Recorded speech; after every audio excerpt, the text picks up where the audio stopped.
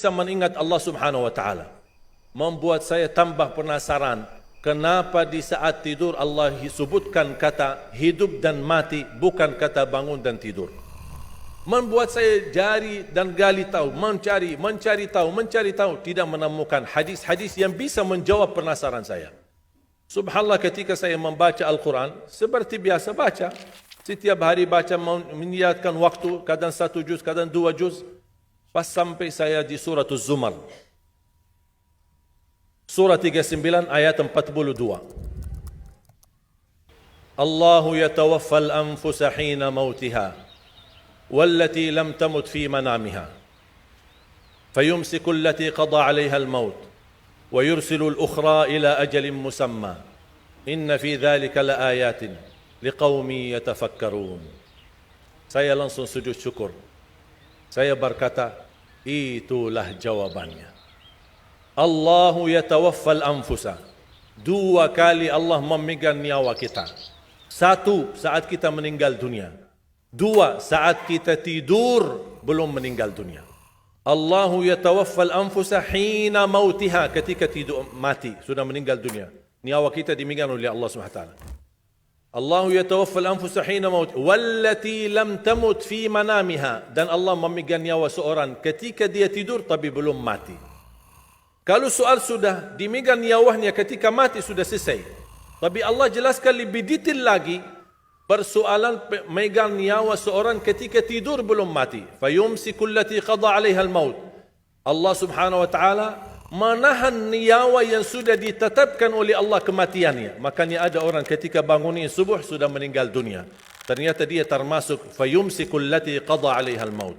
Wa yursilul ukhra, tahap yang kedua, wa yursilul ukhra ila ajalin musamma, yang belum ditetapkan kematian, Allah kembalikan nyawanya untuk di waktu yang ditentukan dan ditetapkan oleh Allah Subhanahu wa taala. Itu beristiwa setiap malam Bapak Ibu. Dimegang nyawa kita dan dilepas. Bisa jadi ketika dimegang dipertahankan, tidak dilepas. Ini beristiwa menghadapi proses kematian setiap malam ketika tidur.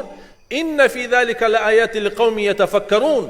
Mana orang yang berfikir, itu tanda kebesaran Allah bagi kaum yang berfikir.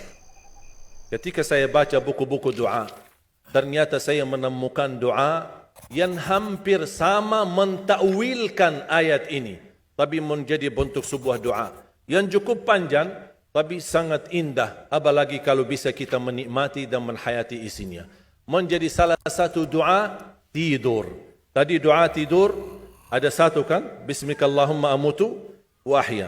Doa bangun tidur ada 2. Alhamdulillahilladzi ahyana ba'da ma amatan wa ilaihin nusyur. Itu umum. Ada 1 lagi, alhamdulillah alladhi radda ilayya ruhi wa afani fi jasadi wa adhina li bi dhikri. Terus saya menemukan doa, ternyata doa tidur ada 2.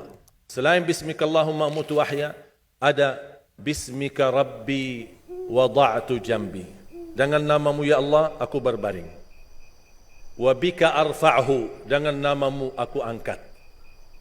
Fa in amsakta nafsi, ya Allah, kalau nyawaku dipertahankan malam ini, farhamha, rahmatilah ya Allah. Wa in arsaltaha fahfadha, kalau dilepaskan nyawaku, jagalah diriku sebagaimana terjaga dirinya hamba-hamba yang salih. Ketika saya baca dan setiap malam bisa merasakan bismika rabbi wada'tu jambi wa bika arfa'hu فإن أمسكت نفسي فارحمها. Ketika saya baca فإن أمسكت نفسي فارحمها, saya bisa merasakan ketika Allah wafatkan saya malam itu, dan saya sangat memohon rahmatilah aku ya Allah.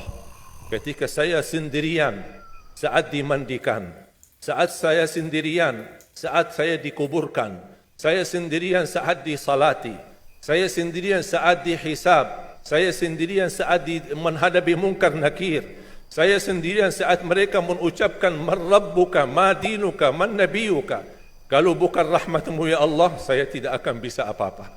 Saya tidak bisa nyaman, saya tidak bisa selamat, saya tidak bisa bahagia. Bagaimana kuburan yang sempit dan gelap bisa menjadi kun fayakun, raudhatum min riyadil jannah, taman dari taman surga.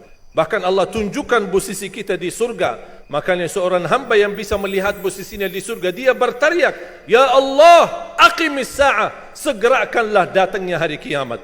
Sebaliknya orang-orang yang na'udzubillah, ketika disempitkan kuburannya, bertambah gelap, bertambah hitam, belum lagi turun azab, ditunjukkan posisinya di neraka di sampingnya, dan dia berteriak, "Ya Allah, la tuqimis sa'ah." Janganlah terjadi hari kiamat. Sudah aku disiksa di sini, sudah cukup. Apalagi akan disiksa nanti di hari kiamat. Makanya ketika saya baca, "Bismika Rabbi wada'tu jambi, wa bika arfa'hu, fa in amsakta nafsi." Ya Allah, kalau memang nyawaku malam ini dipertahankan, rahmatilah ya Allah. Karena prosesnya panjang. Ketika Uthman bin Affan disebutkan surga dan neraka, tidak pernah nangis. Tapi ketika dibahas kuburan, 3 malam tidak bisa tidur.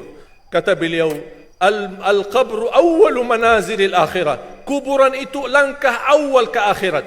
Kalau itu lulus, lancar, bahagia, selamat, insya-Allah lebihnya aman dan sambil menuju ke surga. Tapi kalau kuburannya menderita, menjadi tersiksa, menjadi pahit dan tidak bisa nyaman, tidak akan bisa nyaman lebihnya dan selanjutnya. Na'udzubillah min zalik.